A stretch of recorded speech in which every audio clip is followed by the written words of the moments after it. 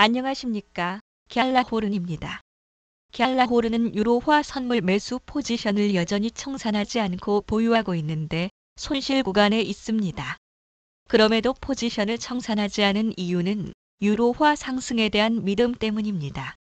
아시아장에서 상승하던 유로 달러 통화상은 유럽 시장과 뉴욕 시장이 열릴 때는 조정을 겪고 1.1830 이하로 밀렸습니다. 하지만 본격적인 하락 추세로 보기에는 아직 성급한 면이 있는데요. 일간 차트와 4시간 차트에서는 아직 뚜렷한 추세를 보이고 있지 않기 때문입니다.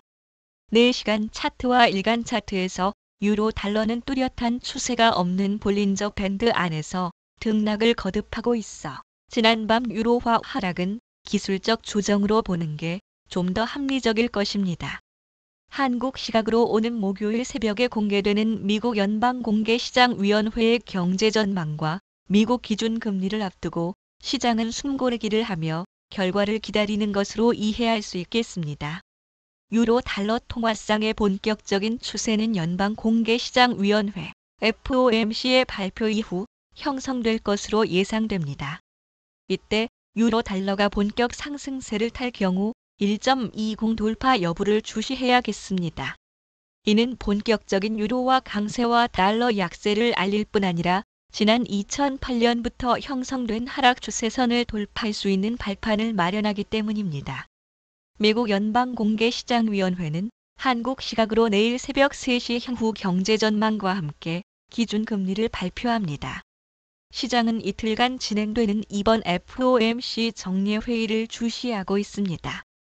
제롬 파월 연준 의장이 지난달 밝힌 유연한 물가 목표제라는 새로운 통화 정책이 어떻게 반영될 것인지 확인할 수 있기 때문입니다. 미 경제방송 CNBC의 설문조사 결과에 따르면 전문가들은 물가가 6개월 정도 3%를 넘은 이후에나 연준이 금리를 올릴 것으로 예상하면서 그때까지는 금리를 동결할 것이라고 내다봤습니다. 대다수 전문가는 물가가 목표치인 2%를 넘어도 미 연방준비 제도는 저금리를 유지할 것으로 예상하고 있습니다. 제롬 파월 연방준비제도 의장은 지난달 잭슨 홀 심포지엄에서 유연한 물가 목표제를 밝혔는데 인플레이션이 목표치인 2%를 상회해도 곧바로 금리 인상에 나서지 않는다는 걸 의미합니다. 파월 연준 의장은 지난 5월 미국 경제에 대해 비관적인 전망을 내놓으면서도 기준금리를 마이너스로 내릴 가능성은 일축한 바 있습니다.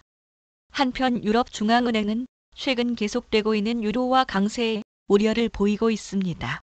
하지만 유럽중앙은행 총재 라가르드는 지난주 목요일 이런 우려를 강하게 나타내지 않아 유로가 크게 오르기도 했습니다.